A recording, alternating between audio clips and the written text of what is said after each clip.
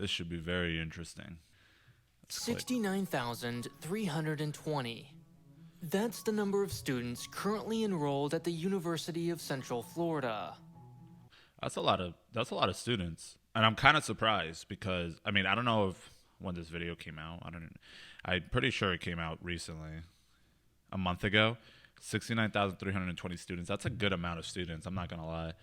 I mean, especially nowadays, like I said, with how the everything is, nobody believes in college anymore, or at least a good amount of people don't. But I guess 69,320 people probably do.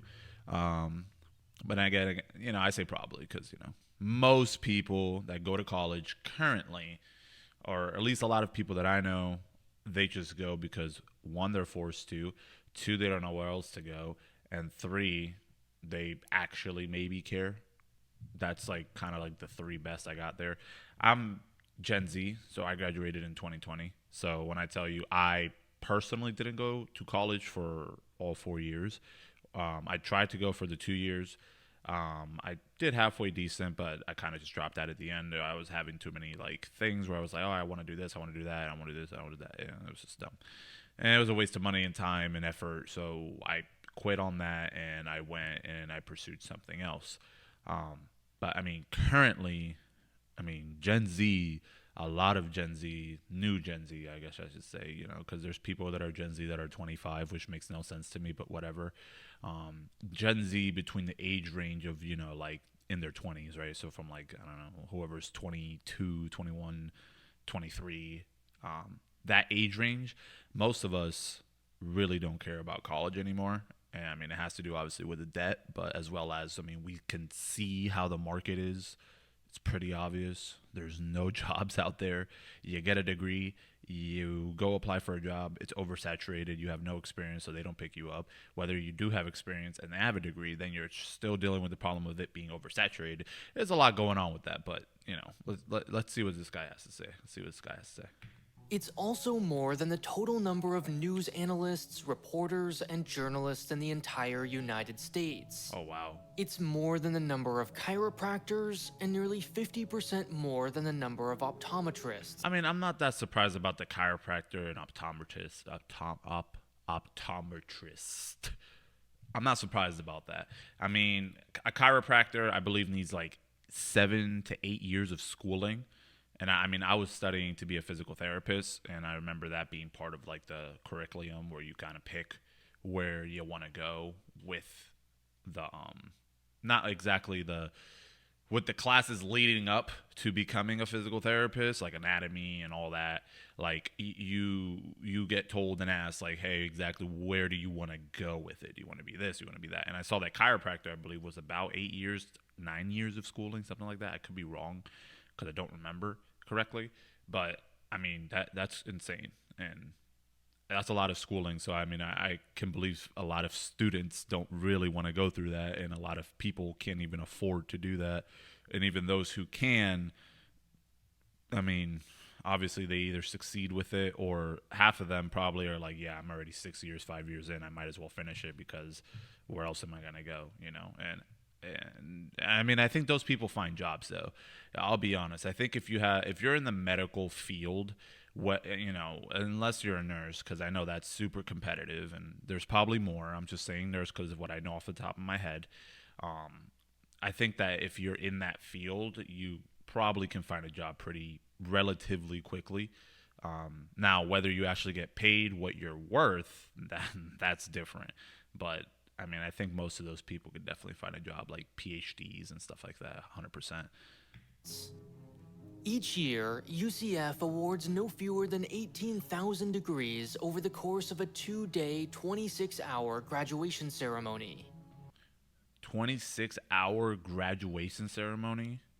And they award, what was it, 18,000 he said? 18,000? Course of a 2-day, 26-hour, 50% more than the number of optometrists. Each year, UCF awards no fewer than 18,000 degrees over... Yeah, 18,000 degrees in 26 hours. Wow. In a 2-day span. That's actually, wow. That's a lot, bro. The course of a 2-day, 26-hour graduation ceremony. It offers 240 unique programs, is spread out across 270. That's a nice campus. Look at this. Beautiful. Shout out Bars and Noble. Shout out Bars and Noble. Stop playing. They're there making their bread. I think is that Amazon over here? Like a little Amazon like pickup location? I don't even know if they make those, but I guess they do if that's the case. I mean, I guess if you're living on campus, yeah, most of Gen Z does not go to stores. So, I mean, let's be honest, we order everything. So, dude, that's insane. 26 buildings and employs over 13,000 people. But it wasn't always this big. In fact, this is all quite recent.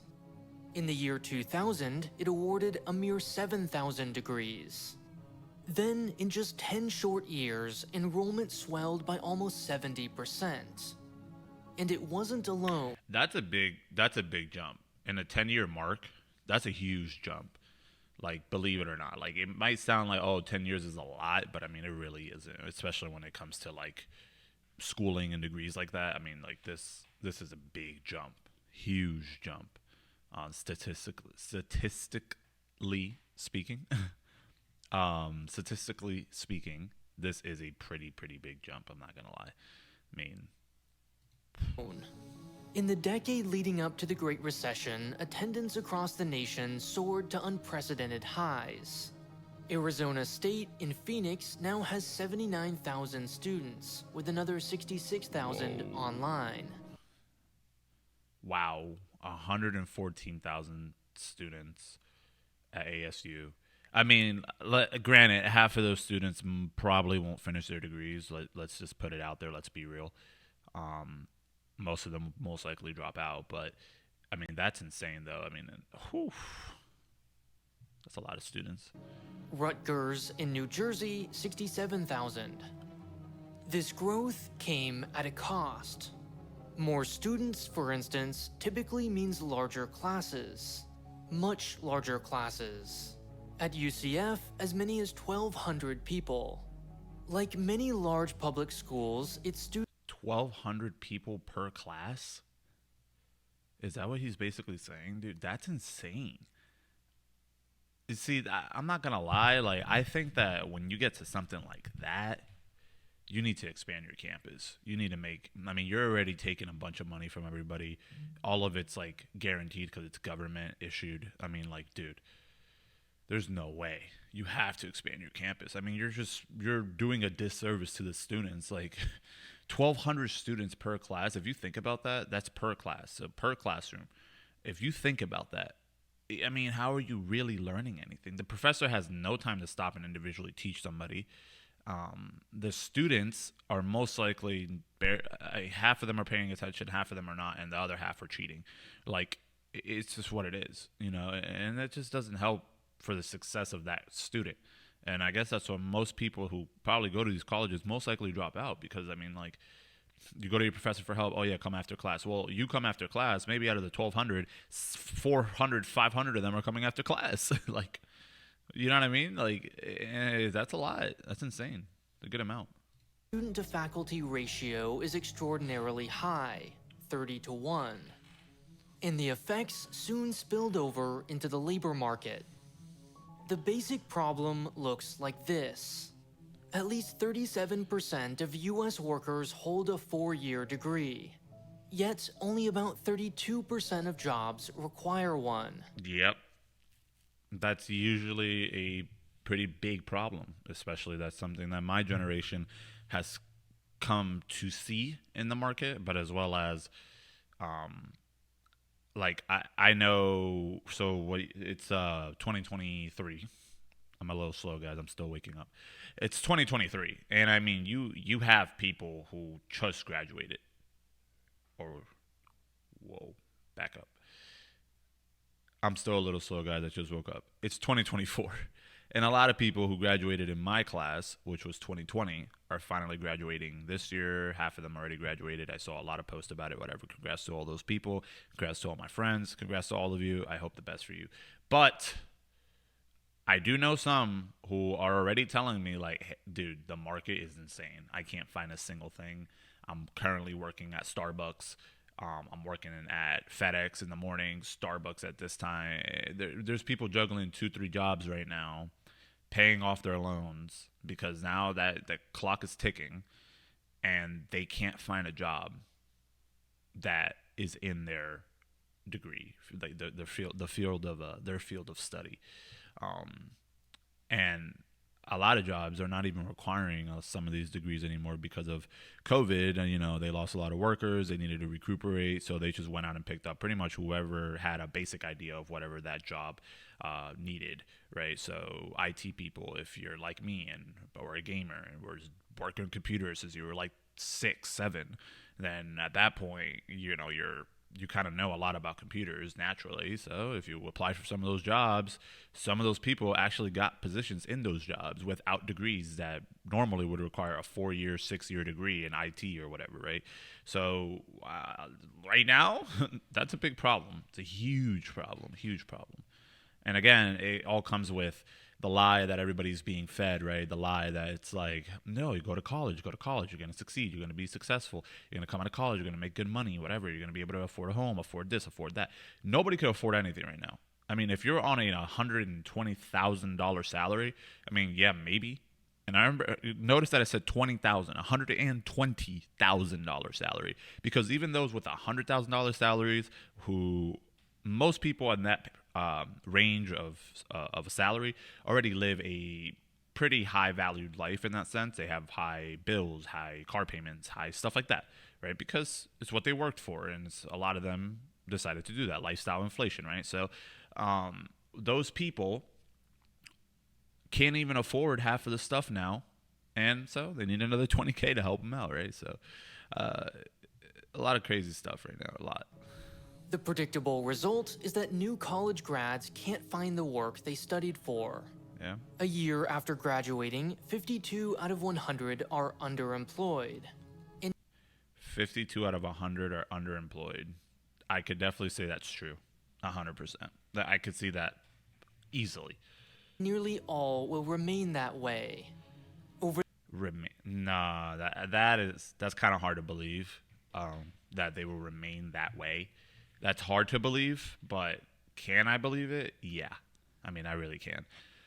Because like I said, like, dude, nobody's hiring. Nobody's hiring. And if you have whether you have the education or the experience or both, nobody is hiring. I'm telling you, my location, I can't find any jobs. Anytime you look for them, you can't find them. I've tried looking for new jobs for friends, and you can't find them. Unless you want to work in, I don't know, like McDonald's or these big branch areas, big branch companies. I mean, they'll give you jobs. Those are obviously jobs if you really want to get to the technicality of it. But, I mean, are they to live? Can you afford rent by yourself working a job like that? You can't. Sorry to tell you. I went to a local wholesale grocery store. I purchased 3 items. I kid you not. It was $102.86. I remember it perfectly because it was insane. I mean, prices are high, dude. Everything. Gas. No, when I was growing up and I got my first car at 16, gas was, I don't know, like $1 something, $2 at most. Gas doesn't fall from $3 to $4 now. It does not at all. Gas is $4 or $5, like where I live, And I mean, I have to take premium in my vehicle, but dude, the cost of life went up, and the money coming in, the money being given by companies did not go up, and your experience could be a factor. But even now, companies probably don't even care too much because they're like, well, if he has experience and he wants $27 an hour, well, I can get Joe from around the corner and he'll make 24 an hour and he'll do the same job.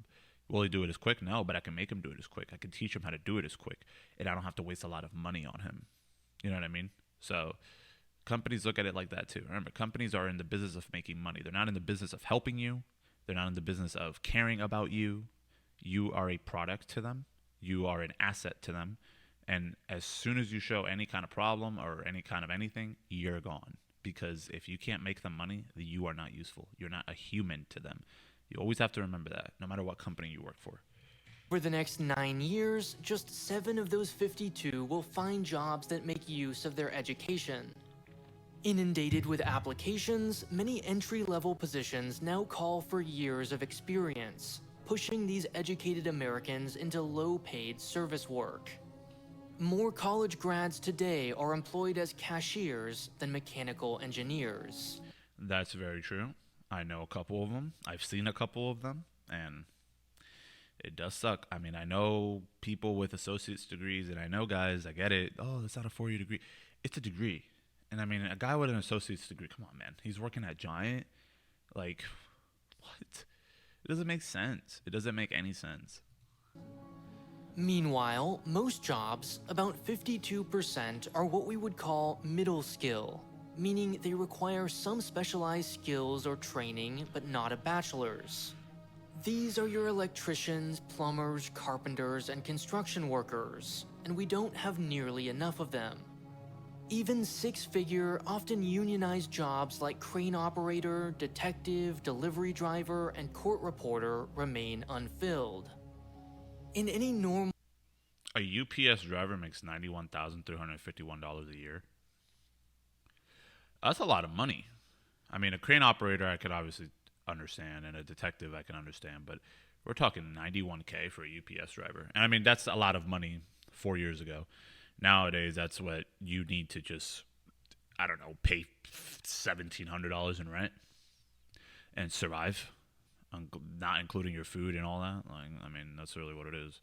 Market, this problem would quickly resolve itself. As word got out, the supply of college students would fall and the supply of electricians would rise until both matched demand. But that hasn't happened. Sure, college enrollment fell during the pandemic, but these young adults aren't dropping out to become radiologic technicians, carpenters, or plumbers. In the words of a Harvard economist, the market is, quote, consistently failing to clear. In other words, the labor market is broken. Now, So I'm kind of like not understanding what he says, but I'm going to just take it as is. So they drop out and they don't do anything. I mean, listen, I don't condone not doing anything, but I do understand not doing anything. Because, I mean, listen, man, I'll be honest. If you are single, you're not, you don't have a significant other, and you go to school, you live with your parents, everything's kind of paid for, and maybe you have like a McDonald's job, you work 3 days a week, and you make like $200 a week, whatever. Listen, those people, obviously, they need a reality check. I'm not gonna lie. But I will say some of them could be right. I mean, listen, man, you drop out and what? Like, there's really not much for you to do. I just told you, there's not a lot of jobs out there. I mean, and the jobs that are out there suck. They treat you like shit, and you get barely any hours, barely any money just to get treated like shit. Like what? How does that make any sense? I mean, most people are not going to take that. I'm going to be honest. Most people are not going to take that. So why go do anything? Why not just sit at home? Watch YouTube, play some games, I don't know, read. Try to self-educate yourself. I think that if you are smart enough to say, hey, listen, I don't want to go to college and I'm dropping out and I have this not ability, but I guess like a luxury of being able to stay at home. My parents are not going to kill me for it as long as I show them I'm working towards something. Like, so let's say, okay, I drop out, whatever. Okay, I dropped out, but I mean, I'm working on something. I'm taking on a new skill, video editing, whatever, photography, videography. I'm taking on a new skill. I'm learning how to do this. I'm trying to build a business doing this. That makes sense to me. If you have the ability to do that, do that. I'll be honest. Do that. Especially if you're young, do that. Just do it. Literally just do it. Why? Because, dude, listen, if you fail, you fail. But you have that pillow of being able to, you have your parents still supporting you. You have a lot of stuff like that. So why not do it? Just do it. Go for it. But I'll be honest, if you just drop out and do nothing, like I can understand your point of view, like why do anything for this world if this world doesn't do anything for me, whatever the doomer take. But listen, you got to find something else because you got to find something to do because I mean your parents won't be around tolerate forever. You know whether they say they will or they don't, they won't be. I'll be honest, they won't be. Parents and grandparents of these dropouts have a theory, and you can probably guess what it is. Kids these days are just too lazy. They're entitled. They refuse to do the hard work of a mechanic or machinist. But the data tells a different story. Sponsored by Nebula. So I'll be honest, yeah. I do hear that take a lot, like, oh, pick up your bootstraps. And, you know, when I was your age, I worked in this factory and I made $2 an hour and I worked every day. And me and your granddad, we went, or me and your grandma, we went. That take is absolutely ridiculous. Absolutely ridiculous. Like, I'll be honest with you, it's a dumb, dumb, dumb take. Because you can't compare what happened 20 to 30 years ago. You can't compare that to now. You really cannot at all. The world has changed drastically, not only technologically, but like even like I said, the market.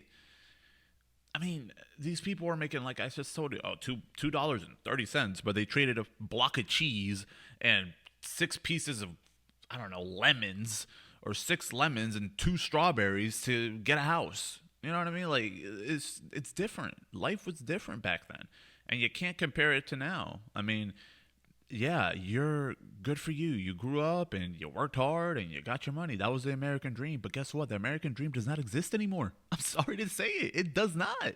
It doesn't. You know, like you wake up every day, you bust your ass, you live paycheck to paycheck, you pay high prices, you pay high in gas, you pay high in food, you pay high in rent. Like, it's just like, why do you want to live that life? If you have the ability not to live that life, then not just don't live it. Live with your parents, work with your parents, you know, as well. You don't sit there taking their stuff, but you know, let's say whatever. Hey, mom, listen, I think this would be a good idea. Let's do this and this. I'll pay you $700 a month in rent. You pay the other rest, and we'll work together for now until I can afford something, and that'll work well. And not only your way, not only for you, but your parents. You help out your parents, you help out yourself, and it gives you time, and both are stress free, you know. But that you also have to have parents that are considering and able and willing to do that, you know. But that whole, oh well, you're lazy, you guys are just lazy and you don't want to work hard. I mean, come on, man. Let's get that. Let's throw that away. Okay. I'm sorry to tell you, the world has moved on from that. The world has the ability to do many things in different forms that obviously, yeah, you don't have to work as hard. I mean, computers are a thing now. Before you had to write a letter. That a letter obviously was harder to do than a computer who autocorrects you and just sends it, you know.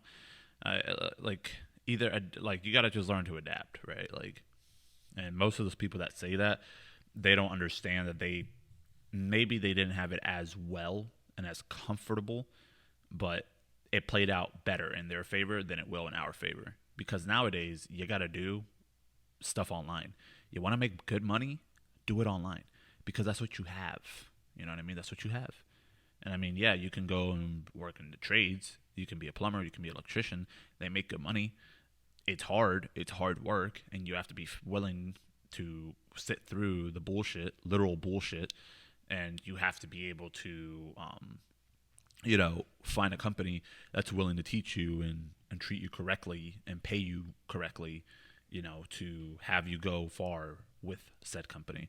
And that's hard, very hard. I'll tell you that right now, it's very hard. The exclusive home to my original series, China Actually. Americans haven't always been so obsessed with college. In the 1960s, 1 in every 4 members of Congress had only a high school education. What? In Congress? College. In the 1960s, 1 in every 4 members of Congress had only a high school education. Wow. That's insane. The public at the time was far more preoccupied with Vietnam, the energy crisis, and especially the Cold War. So, when the new and largely ignored Department of Education released its report on American schools in 1983, it cleverly embraced the militaristic language of the era.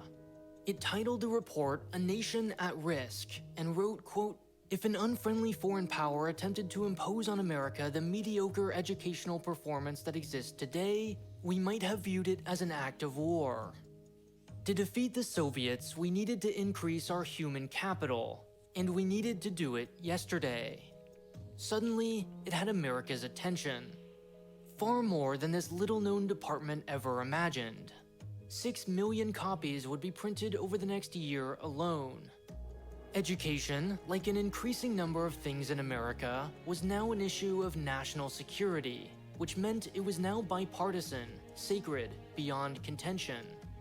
A Nation at Risk would open the door to a series of reforms that are still ongoing today, from Common Core to No Child Left Behind. And as time went on, the definition of human capital slowly narrowed from education, very broadly, to college, very specifically. The days of technical skills and career readiness were over. You see, here was our big problem. We stopped doing these apprenticeships, technical, vocational trades. We stopped caring about trades and we started pitying on them. If you did trades, you are dumb. Like, that's just what people think. Oh, you're a tradesman? Oh, how's that? Oh, okay, that's nice. Oh, you're a doctor? Oh my God, really? What do you do? What do you do? What kind of doctor are you? You see the difference? How people talk to you? It's very different. It really is, and you could perceive it. It's obvious. It's quick. But a lot of those people, nowadays, they can't find jobs. In were academics, general education, standardization, and testing. It all made perfect sense viewed from the highest levels of government. Study after study proved the immense benefits of higher education, from career to health, family, and fulfillment. Clearly, college paid for itself. It was the closest thing we had to a free lunch. There it is. This is what you're taught at school, from your parents, from anybody. I came from Puerto Rico, so my mother really was basically stressing that we have to go to college. Only one of my brothers, or both of my brothers, went to college. Only one of them finished, I believe, all 4 years. The other one, I think, has a 2-year. They went to college and they were able to succeed. Well, mostly because they graduated at a good time, I would say. Nowadays, it's just pretty hard to do that. For example, myself, and I'm not making an excuse for myself as to why I didn't go. I'm just saying what I believe is the truth and what is a fact. And this is what you're taught. I mean, I was taught this in school growing up. I was taught this. Oh, go to college. You'll have guaranteed employment.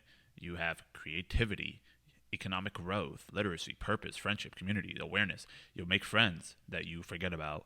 You have a purpose. Not really. You're going to wake up every day hating yourself, kind of like The Incredibles, Mr. Incredible. He wakes up hating his job. He goes to the office, hates his job. Yeah, that's going to be you. Literacy, maybe. Not everybody in college that comes out of college is really that literate. Economic growth, maybe, depending on the job. These are things that they guaranteed you, but they didn't put the little asterisk. There should be an asterisk next to a lot of these because it's not a guarantee. And obviously a lot of people fell for it because at that time everything felt like, oh shoot, I go to college, and anytime you talk to somebody from college, they have this positive point of view. They have a nice house, they have a nice car, they have a nice wife, they have a nice dog, they have a family, they have this. Yeah, it was true. For a small portion of time, this was true, but not anymore. Thus, surely, the more, the better. We Americans have never excelled at moderation. And just like that, college for all was born. College was no longer one path, it was the path. It wasn't a solution, it was the solution. In the race to increase enrollment, all else was forgotten. For the next 3 decades, the American public was bombarded with these 3 words, from George Bush to Barack Obama alike. Left, right, or center, it didn't matter. Parents across the spectrum swallowed this message whole. By 2012, 96% of Democrats and 99% of Republicans expected their kids to attend college. And it's not hard to see why. Parents, increasingly anxious about their children's future in an era of unprecedented technological change, globalization, and outsourcing, were sold a solution. There was still a place for their sons and daughters in the middle class. All they had to do, they were reassured, was save up and send them to college. Study hard, parents told their kids, or you'll end up mopping the floors. School counselors, with only the best intentions, universally guided high school students toward 4-year degrees. Yes, they did. And many kids themselves never once considered not going to college. That is, until after they attended college, at which point 65% have regrets. Yep, that's how that works. Because as much as these people in your life, you know, your parents, your classmates, your brothers, whatever, you know, people who are older than you, people who relate to you, people who want to see you succeed, they give you they spew everything you need to succeed, right? They're like, oh, you need to go to college, you need to do this, you need to do that. But then you look at them and they didn't succeed. Well, then you have like this mentality, well, I mean, if they didn't succeed and they're telling you how to succeed, do you listen to them or do you not? Because then you also have another argument in your head, well, maybe they're the best to tell you what to do to succeed because they did all the things wrong not to succeed. There's a lot in there. And there's a lot to consider. And I'm not one of those people who are like, turn a blind eye to whoever's talking to me. I like to try to listen to those who are ahead of me so I can get ahead. That's just kind of my mentality. Doesn't mean that if you're not ahead of me or if I believe you not to be ahead of me, that I wouldn't listen to you. I mean, there's people who are not ahead of me who tell me things that work very well. You know, it just depends who the person is. But even like he said, a lot of counselors, they guide you towards 4-year degrees. They're guiding you like, oh yeah, go do this, go do this, go do this. And you do it, and then you come out and you're like, oh my God, $120,000 in debt. I have no significant other, was studying too hard. That's a big problem. I can't afford this. I have this salary. I can't find a job. I'm working at this place. It happens a lot. And that's the case. And people woke up to that. My generation specifically woke up to that. College for all was so potent an ideology that even parents making great money doing blue-collar work told their kids not to follow in their footsteps. After all, being a good parent meant sending your kids to college. By the way, blue collar is trades. Anything in the trade field. Plumbers, electricians, carpenters, and so on. Take elevator installers, for instance. According to the U.S. Department of Labor, the median elevator installer in 2022 earned $99,000 a year. Big money. 5 years ago, but big money. Meaning half make more than 6 figures, doing a job that requires only a high school education. Yep. Now, you and I would never know this job existed, never mind that it's more lucrative than being an architect or accountant. I think that this and this, starting, this is true. But an architect does have the ability to scale and own its own business and make a shit ton of money. You can be a private architect and make a shit ton of money. An elevator and an escalator installer also can make their own business and make a lot of money. And so can accountants. So I think that these guys, these jobs, they all have potential to make your like own thing, right? Be your own boss in that sense. So I think this has I would kind of slightly disagree here, but not fully. But slightly. Elevator installers become elevator installers because they know an elevator installer. Children of elevator installer parents are over 1,000 times more likely to take up the same line of work.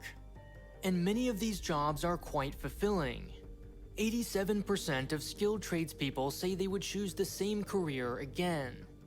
Yet, even these well-paid, satisfied professionals took college for all to heart, sending their own kids, the only kids who knew about these jobs, to college instead. The result, of course, is that now, 30 years later, we don't have anyone left to install elevators. 27% of skilled tradespeople are within 10 years of retirement.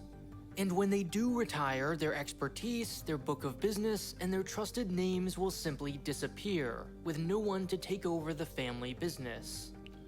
Today, more 36 to 40-year-olds join the trades than do 16 to 20-year-olds. Part of what made this campaign so effective was that I will say that that is true. Definitely. But I will say a lot of the tradesmen, the trades companies, I say that a lot of them do not help themselves because they make it very hard for somebody to go and work for them, not only because of how they're treated, but how they're paid. You know, I know people who work for a tradesman and they're treated like shit and they don't get paid shit. Why would you stay? Truthfully. And it's like, oh yeah, well, toughen up and blah, blah. And you don't know anything. And so because you don't know anything, you don't deserve to get it. You have to understand, some of these people are adults. Some of these people are married. Some of these people have bills.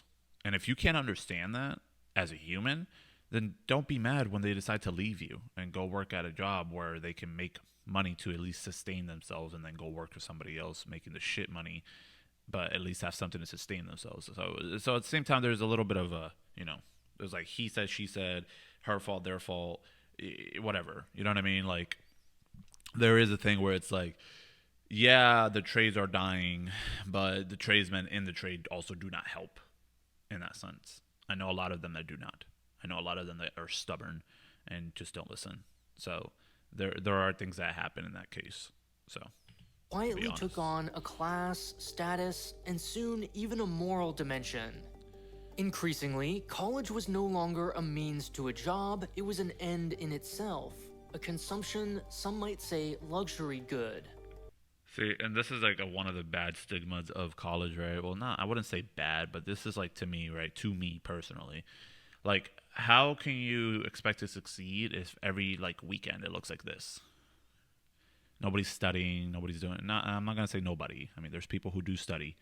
But I mean, like, you have this going on. And a lot of kids now who go to college, they go for the experience of talking to girls or girls talking to guys, being very sexually active and just not really caring about your classes. And your parents pay it all.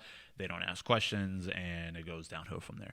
Obviously, it's a case by case, but I feel like a majority is like this. And a majority that I've seen talk to are like this.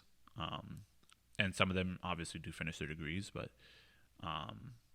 yeah, I mean, this environment as well, like, this was cool to have, obviously, but I mean, every single weekend, I don't know about that. In itself, a consumption, some might say, luxury good. As it seeped into mainstream culture, it became a critical, formative phase of any good middle-class life. College is where you make lifelong friends, it's where you meet your future spouse, and it's where adolescents learn to become independent adults. This has always been true.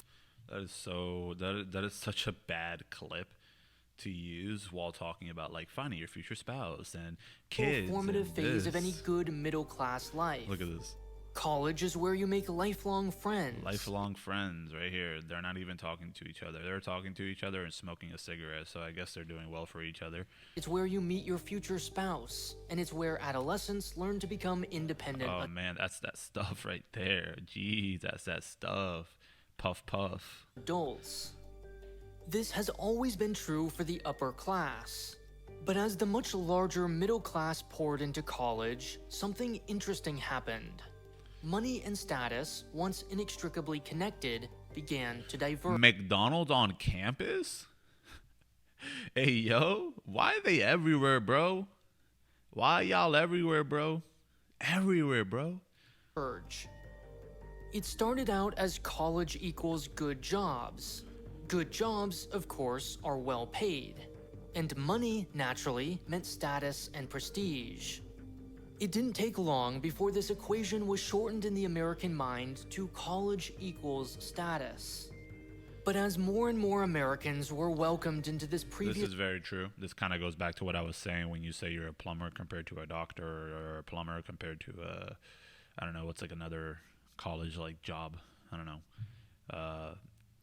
an architect, I guess, because they go to college. I'm pretty sure. This right here is very true. It's very, very, very, very, very, very true. Like if you say, "Oh, I'm a nurse," and "Oh, I'm a carpenter," the status symbols are instant, very instant. Even though a lot of carpenters can easily make more money than a nurse anytime, any day of the week, easily. I'm talking easily. The status symbols are immaculate, insane, literally. previously elite realm, the oversupply of graduates reduced the financial rewards of a And I think a bigger problem is caring about the status of anything. You should never care about your own status. Nobody, or I guess I should say, you shouldn't care what anybody thinks about you and your status. Who cares? Why do you care about anybody else's opinion but your very own? And I mean that very, very literal. I love my family, but I don't care what anybody thinks about me. I care about what I think about me. And I mean that literal. I will take opinions, but doesn't mean I have to listen nor care about the opinion. You understand what I'm saying? Like, you should never care about anybody else's opinion about you and your status, but your own opinion and your own status. I am serious. Because mentally, it fatigues you to care about everybody else and what they think. Care about what you think, and that's it. If you believe it's right, do it. And if you find out it's not right, good. You find out for yourself. That's what I mean. You know what I mean? 100%. 100%. Agree. Yet the association between college and status stuck. The strange outcome is that today, many high-status jobs like journalist are so poorly paid that only the rich can afford to take them. Now, word of these declining fortunes certainly got out. The PhD working at Starbucks cliché has been making the rounds since at least the 2008 recession. But even as the younger sibling watched the older one struggle to find work after college and move back in with their parents, he or she still had to attend anyway. It wasn't so much that college would catapult them into the upper classes. Those days were long gone. Yep. Just like he said. Long gone. And they're not coming back. They're not coming back. I promise you. Matter of fact, it's probably going to get worse. So... It was that not attending college would, in their mind, permanently brand them as a failure, relegating them to the lower classes. This may sound to older listeners like silly, frivolous, childish drama. Indeed, it is. But it's silly, frivolous, childish drama that was made very real by the stigmas implicit in college for all. Trade school, it taught Americans, was for the trouble kids, the kids with nowhere else to go. For the past 30 years, in other words, young adults have been trapped. College is no longer the path to riches it once was. See, that's what I was telling you guys about when you go to trade school and stuff like that. People consider you dumb. It's been getting told to kids even since I was in school. 2006, 2004, 2005, around there, right? Like you start getting taught that at like in your second grade class. I'm not even kidding. Not even kidding. Yet not going to college has been ostracized as less than. A bachelor's degree was transformed from a golden ticket to mere table stakes, a requirement simply to preserve their middle-class standing. And sure, we might wish that these students would break free from this stigma, forging their own path. But that's a pretty elaborate obstacle course for a 16, 17, or 18-year-old to navigate. The decision of where, when, and whether to attend college is already plagued by emotion and bias and hormones and marketing. College for All merely amplified these latent pressures by 1,000%. So, needless to say, they went to college. Boy, did they go to college. And when they couldn't find a job after graduating, they faced a new dilemma: what to do next. In theory, nothing stops these overeducated, underemployed 25-year-olds from pursuing skilled blue-collar work. Education requirements, after all, are minimums, not maximums. Financially, this would make a whole lot of sense. Making $81,000 a year as a signal and track switch repairer, for example, sure seems like a great consolation prize given that it pays far more than most white-collar jobs. Yeah, I mean, look at the price. That's a $20,000 difference basically. Like, brother, brother, it really is a huge difference. And like, you tell yourself like, oh well, I went to school. I went to school. I have this degree. Me work with my hands in this environment outside, bro. Get off their high horse, bro. Get off that high horse. Go make more money because there's a lot more money out there. You just gotta, be able to put in some work, And I'm not saying, because like I said, everybody thought that you go to college, you get this job, it's gonna be an easy job. One, that's something that this guy has not seemed to have mentioned. That people that go to college think that they're gonna get an easy job and make good money doing minimum work. And I'm pretty sure that's basically the definition of the American dream was to do something like that. But it's just not the case anymore. It's just not. And it probably was really never the case. Those who work harder make more money. Like, is that really that surprising? It shouldn't be that surprising to most people that that's the case. But, it is what it is, right? But again, this is not a purely financial decision. Taking up skilled blue-collar work would mean accepting that the 4 to 6 years they spent laboring away at college were wasted. Let's not forget how hard these graduates fought to get into and through college. As well as, let's not forget how hard it is to become a skilled laborer. It's nowhere near easy. Like they said, oh, well, if you're dumb, you go there. If you're dumb, dude, I'm telling you right now, some of these tradesmen that I know are some of the smartest people I've ever met in my life. And I've met doctors. I've met people who are high status. I've met people with great, really, really good degrees. But they're just not as smart as some of these people I've met. I know plumbers who are extremely smart, man. Extremely smart. And you wouldn't even imagine it. Very detailed. You know what I mean? Like, it's insane. There's people out there who you're like, whoa. Geez, this guy knows everything. He knows everything about this, knows everything about that. And it's like, oh, well, how do you define smart? Well, it also depends on the person, right? It depends on yourself, on how you define it. But I mean, somebody who kind of knows a lot about everything, I think that's somebody who's pretty smart. And a lot of the time, tradesmen seem to know a lot more about everything than a doctor does or a lawyer does, So these are things as well to take into consideration. From the ACT. And some people can't even afford the time to go and learn it. That is another thing.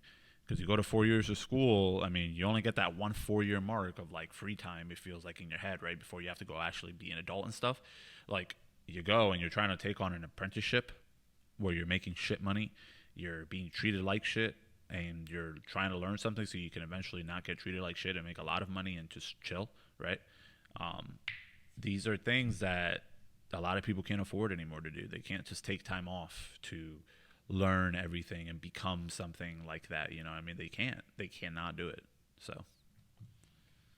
To the SAT, AP classes, extracurriculars, recommendations, tutoring, and volunteering, the experience of growing up in America has been reshaped by college for all. For some, childhood was sacrificed entirely.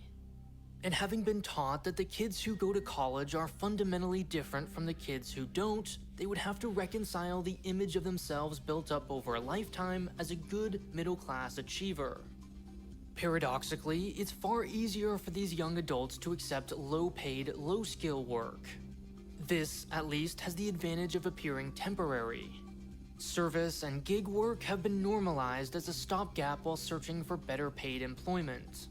And as the number of 25... See, that's a lot of what... So if we go back real quick, this is a lot of what my generation does. Low skill, low whatever...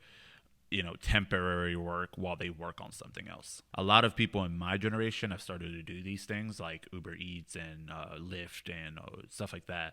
And a lot of these people may even make it like a full-time thing where they wake up 3 a.m, they go work for 2 hours, they come back, they go work for another 2 hours, 3 hours, whatever, they come back. People have done that, and people are succeeding doing that. What does that give you? It gives you income, and it gives you time. That's why a lot of people in my generation have started to do stuff like that, where they work something like that and they start trying to build something on the side, whether it be a YouTube, whether it be a social media influence, whether it be a trade job, right? Something like a detailer. A lot of detailers out there, power washing.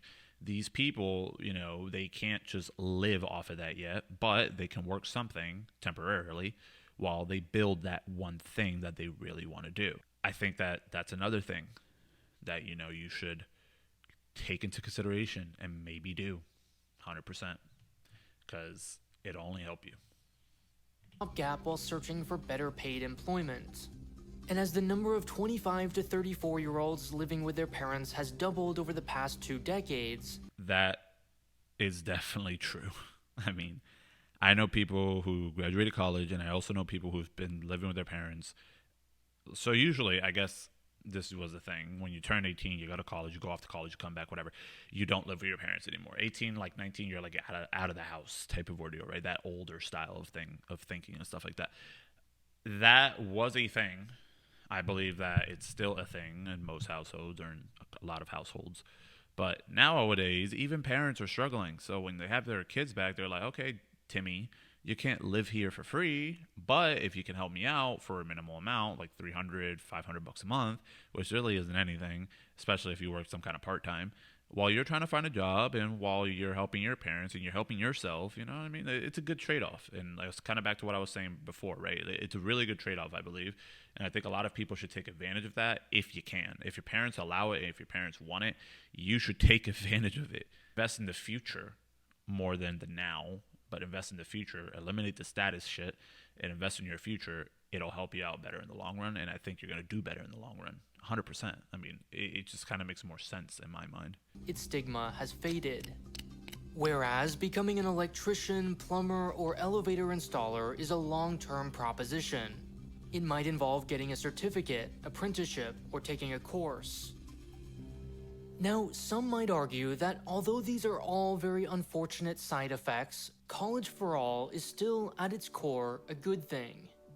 As mentioned earlier, college serves a valuable social function.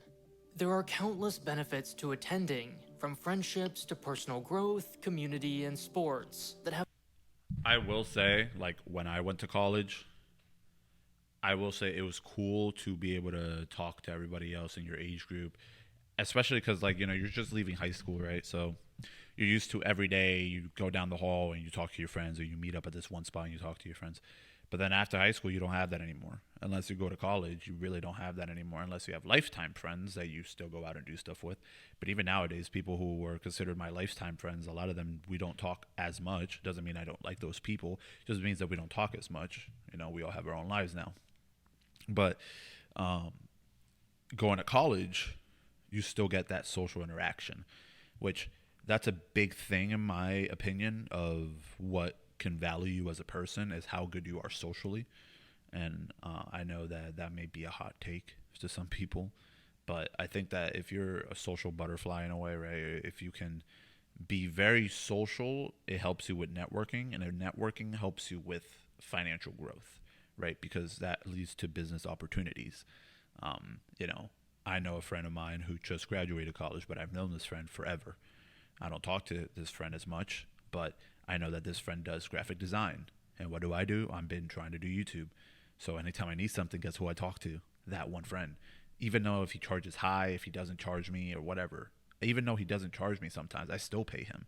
I still want to pay him because he's my friend and he does a good job. If he charges high, then I still pay him because he's my friend and he does a good job, right?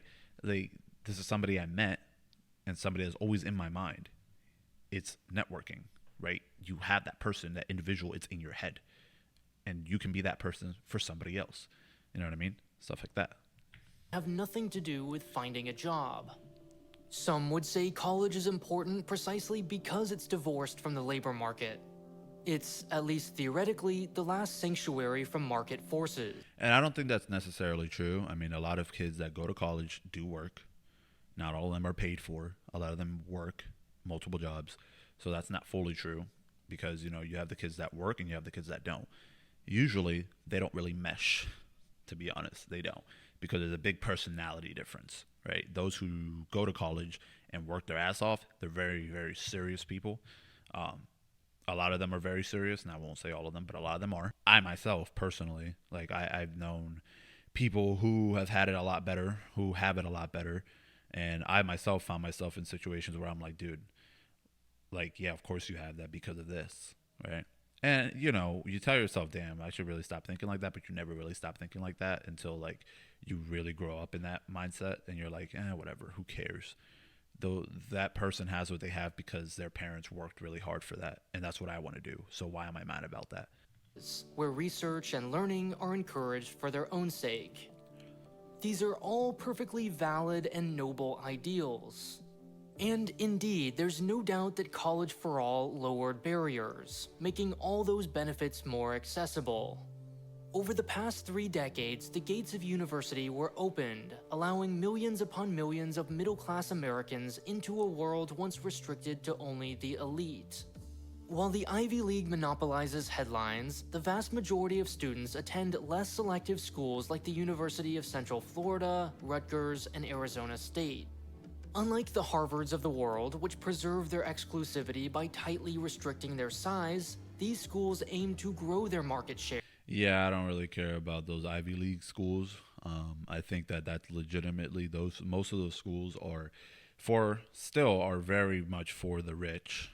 But then there's some who work really hard to get into those schools. Obviously, you are taught that they are these high individuals, very smart, whatever. But then you watch what's just been happening in the news, right, with all the college students and how they're doing the Israel versus Palestine stuff, and these Ivy League schools are becoming a part of it, and the students there, and you're like, damn, these students are stupid as hell. Thinking that these schools are high up or way higher up than you are or you ever could be is BS. UCF, for instance, It's kind of like when you wear Gucci and Louis Vuitton and that, right? Like, you just look like an idiot. guarantees admission to graduates of in-state community colleges, giving thousands of Floridians a clear path to higher education. That's the shiny promotional brochure facade of College for All. And it's not exactly wrong. But there's an ugly side to this mass market popularization of college. One that's deliberately hidden from public view. Over the years, whenever Americans have grown even the slightest bit skeptical of college, these schools have fought back with the same weapon: this graph. These are the median annual earnings by age for a high school graduate. This, meanwhile, is a college graduate. And the difference is called the college wage premium. Add all these years up, and a college graduate can expect to earn $900,000 more throughout their career. That's still true today. Looking at this graph, most people would conclude that college is a foolproof investment. Clearly, the more you learn, the more you earn. Even if you only made half this amount, you'd still end up with a respectable $450,000 additional dollars. Not bad. But there are 2 problems with this graph. First, college. That is insane. I don't really know this part here.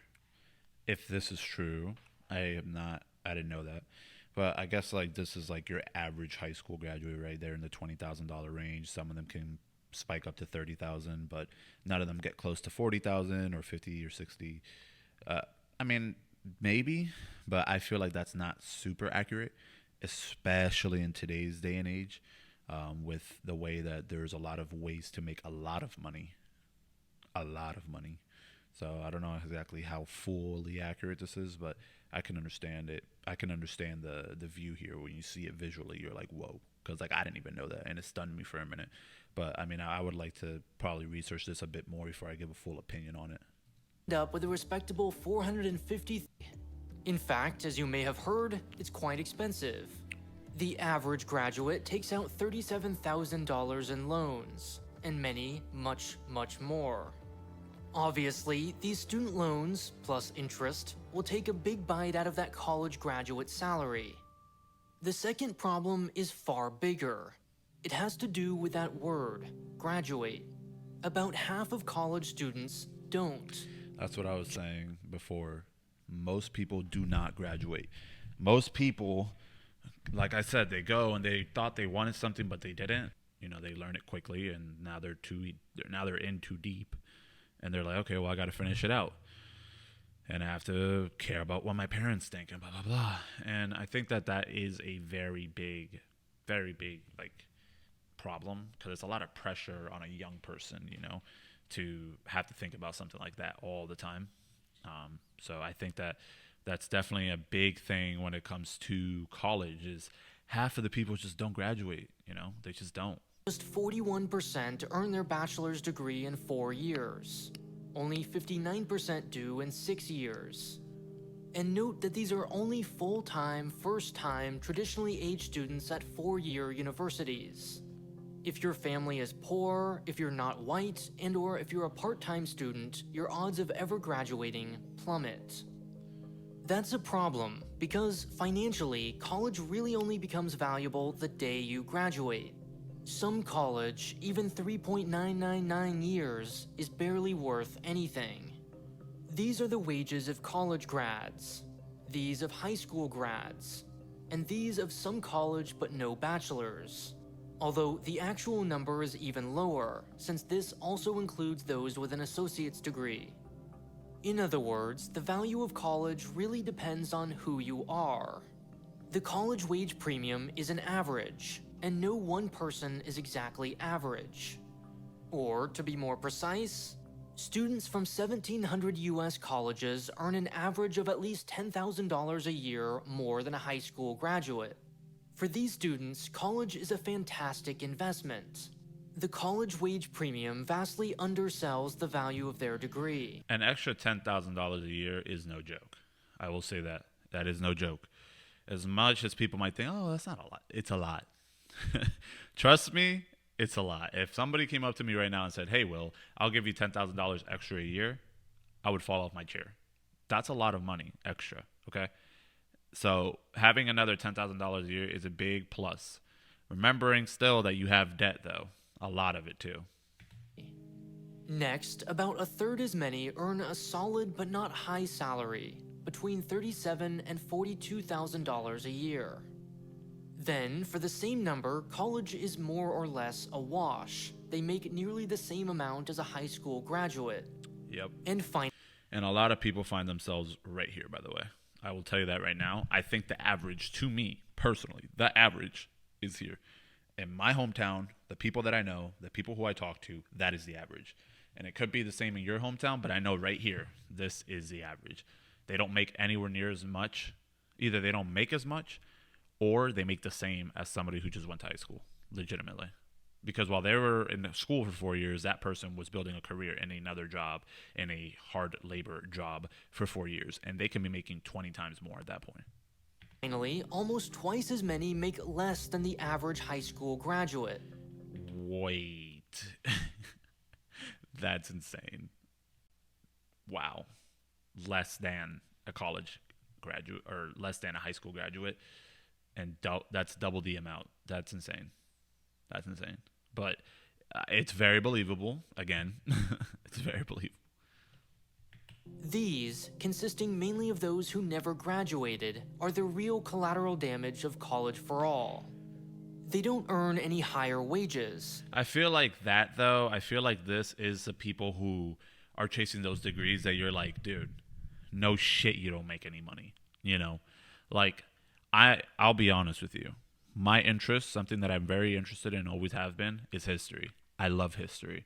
Every job that I looked at for history makes shit money. So I never went to school for it, because why would I do that? As much as I love it, as much as I love history, I would have never gone to school for it. Teachers don't make shit. Archaeologists, kind of hard to get into. They don't make a lot either, because they require funding and you have to find something. A tour guide, like, what? Like, you know what I mean? These are jobs that are in that field that I like, but they don't make any money. And I was going to go into $60,000, $70,000 of debt for. You know what I mean? Makes no sense. There are people who still do that and get screwed over. And those are the people who make less than, very much so. And I could have been one of those, but I sat down and I thought about it, obviously. But these are things that a lot of people don't think about. They just go out and do it, and they're like, oh, well, college, I went to college, I have a degree, so obviously I'm good. A degree in whatever, like, you know what I mean? Like, you have to make sure you're choosing the right degree, too. because just like anything in the world, it's about money. Your degree has to be something that makes you money and that you can tolerate or that you like enough. Or if you have the very rare chance of loving it, obviously it makes sense. Go for it. That's obvious. Collateral damage of college for all. It's like when you buy a new car, like, oh, you could just buy a new car or you can buy the car that you've always wanted. Which one are you going to mind less paying a month? For example, myself, I pay a car monthly. I don't really like my car. I just needed a car. So every time I pay it monthly, it's just like a robot. I pay it monthly. No smile on my face, or most of the time it's a frown on my face, and I'm more mad about having the vehicle. But if it was like an F-150, if it was a Mustang, if it was something that I want and love and really enjoy as a vehicle, these are things that, for me, if I was paying it, I would have a smile on my face. I'd be like, dude, I'm just paying it, whatever. It's just like for college, you should go to get a degree that you're telling yourself like, hey, whatever, like I like this and I'm happy to pay this because I like this and this is what I want to do. Kind of the same thing with a car payment in a sense, if that helps to put it in like perspective. They don't earn any higher wages. In fact, they earn less. Yet they do have thousands and thousands of dollars worth of debt, the worst of both worlds. For this sizable group, college was the most expensive detour they'll ever take. These are the victims of the trap set by college for all. Because these graduates over here are earning so much money, they raise the college premium average, creating false hope for the less fortunate. Sure, for a few of these lucky winners, college really was a route to upward social mobility, from rags to riches. They converted computer science degrees into transformative generational wealth. But for many others, college for all just made poor Dwayne Johnson? Is that Dwayne Johnson? kids It is. even poorer. In the words, oddly enough, of Harvard professor Michael Sandel, quote, "In practice, most colleges and universities do less to expand opportunity than to consolidate privilege." To illustrate this, the economist Douglas Weber created this graph. It shows that once you account for the chance of dropping out, plus $50,000 in tuition each year, the odds of college paying off are about the same as flipping a coin. Now, that may be a fair price to pay for middle and upper class families who can comfortably absorb this risk. But for the less well-off, this turns college into a fairly dangerous gamble. And yet, it's precisely these same less well-off kids who are more likely to drop out and end up under or unemployed, meaning their odds are even lower. In principle, dropping out need not be such a bad thing. Like college graduates who can't find white-collar employment, they could simply work in the trades. There, in fact, they might earn more than their friends with degrees, and in less time. But for several reasons, they likely won't. First, as their student loans start coming due, they need money today, not tomorrow. They don't have the luxury of taking time to learn a new skill. Second, having been told that See, that's what I was saying before. The time thing, it's huge, man. It really is. Like, that's something that you come to value as you grow up. You really, really come to value it. Your time. Like right now, it's 12. It's the lunchtime. I swear I looked at the clock like 2 hours ago, and it was not anywhere near that. But obviously, right? But I mean, like the point is time, dude. Time is insane, bro. Days go by quicker when you're an adult. Time goes by quicker when you're an adult, and you're like, and the next thing you know, it's 6 p.m. and you're like, what the heck have I done all day? You know what I mean? Time is something that really is, it's insane how important time is, and you don't get it back. Once it's gone, and you don't get it back. And that is what kills a lot of people. that college was a guaranteed path to riches only to find out that it wasn't, how likely are they to see more education, getting a certificate or taking a training course, as the solution? For understandable reasons, they probably feel disaffected and disengaged, not ready to enroll at their local community college. Meanwhile, college for all has led to degree inflation, meaning many of the jobs once available to them now require a bachelor's. All of these things will push him or her into low-skill work, contributing to the shortage of middle-skill labor. And these shortages will keep getting worse. Together, the Bipartisan Infrastructure Law, CHIPS and Science Act, and Inflation Reduction Act are expected to create 3 million jobs a year, and the vast majority are classified as middle skill. Now more than ever, America needs electricians, welders, mechanics, pipe layers, and machinists. Which means for those who are in those fields or interested in those fields, that means you're going to make a lot of money when you learn the trade. When you learn the skill, you're going to make a lot of money because you're going to have the right to charge a lot of money because there's not a lot of you. It's that simple, right? So that's something to consider as well. Yet, at the same time, a record number of workers are leaving the labor market completely. During the pandemic alone, nearly 3 million Americans retired early, turning the long-term chronic shortages created by college for all into an acute crisis. So, what can we do? The temptation, of course, is to simply tell kids to stop going to college and go to a trade, technical, or vocational school instead. But this solution misunderstands the problem. For 30 years, Americans have been fed one narrow definition of success. Teenagers were not told to do the math, weigh their options, or consider their circumstances. No, they were told universally, go to college. Yep, that was really what it was. No matter who you were, no matter what you could afford, no matter anything. They just said, go to college, your life is going to change. It's literally how simple it was. If you go to college, you're going to make money. You're going to have success. You're going to meet this. You're going to do that. You're going to be able to do this. And it's all bullshit. It was all bullshit. And it was dumb for people to even believe in it. It really was. It really was. Including myself. Like, dumb. This was an understandable overcorrection from the days when kids were almost as universally told not to. Not so long ago, only the wealthy were groomed for college, while the less privileged were quietly steered into underfunded vocational programs. The challenge today is to correct our mistakes without overcorrecting again. College is not the problem. College for all is the problem. Likewise, trade school is a solution, but trade school for all isn't the solution. One-size-fits-all solutions are how we ended up here in the first place. By encouraging everyone to become a plumber, we'd only create the opposite problem: too many plumbers. One reason college for all has gone unchallenged for so long is that it's very, very profitable.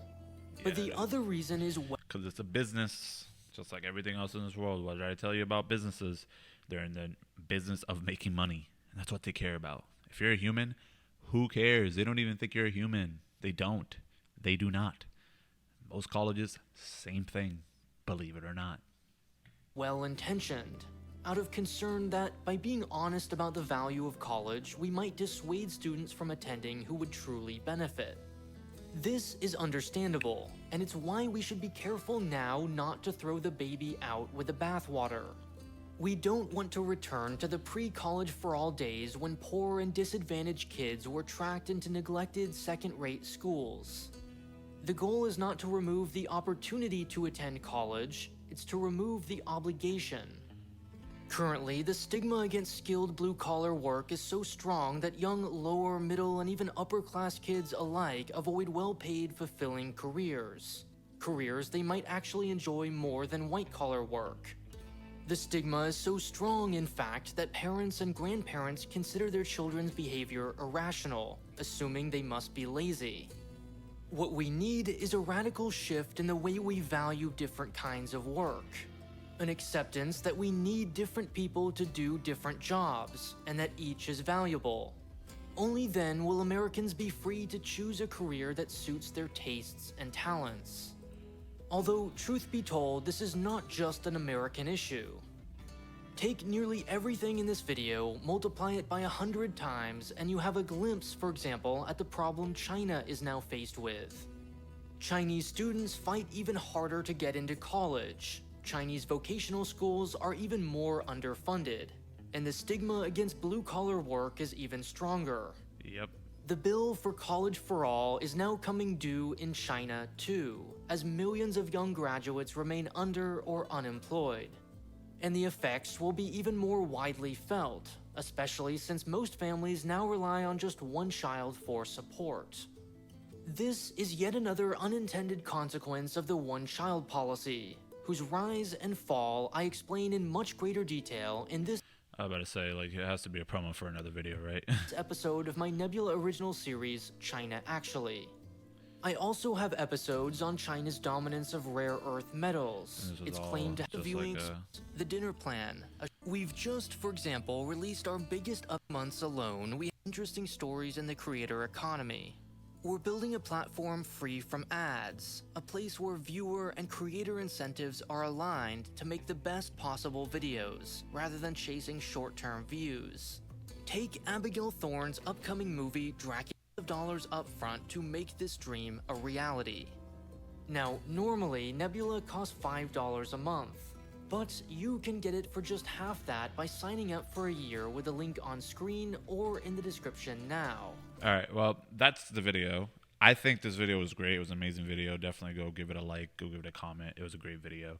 I mean, that's what it is, how college broke the labor market. And I can say a lot of the points I did agree with, and a lot of the points were eye-opening. But, I mean, I think that nowadays what anybody needs to do, especially in my generation, is take a step back and really see if it's for you. Really see if it's for you. Do not listen to anybody else's opinion. Listen to your own. Sit down and tell yourself, hey, this is what it has to be, or this is what if I want to do this, I need this. Really sit back and tell yourself what you want to do. And if you have to take time, go work something, go do DoorDash, whatever, go work at McDonald's, whatever. Don't care about the status, don't care about the stigma that brings to you until your mind is clear and you have a path and something you want to chase and something in your mind, and it's that goal, and you're only focused on that goal, tunnel vision that goal. Whether it be that you need to go to college to reach that, like becoming a doctor of some sort, or let's say you don't need to go to college and you want to make a lot of money, so why not go make a business? Go think about what kind of business can you do. That's my best advice, is literally just take a step back, think about everything, put a goal, tunnel vision, and go work for it. This video isn't a hate on college. College is helpful in many ways, as we saw. It also can be very detrimental, as we saw. So it's all about taking a step back and thinking. You have to sit down and think and actually choose what you want to do with your life and stop caring about what other people think.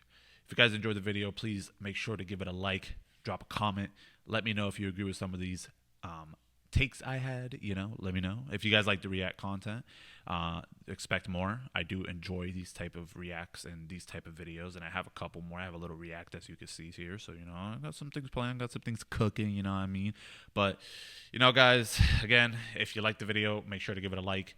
Make sure to share it with your friends, share it with those college graduates, you know what I mean. But yeah, guys, again, thank you, and I'll see you guys in the next one. Peace.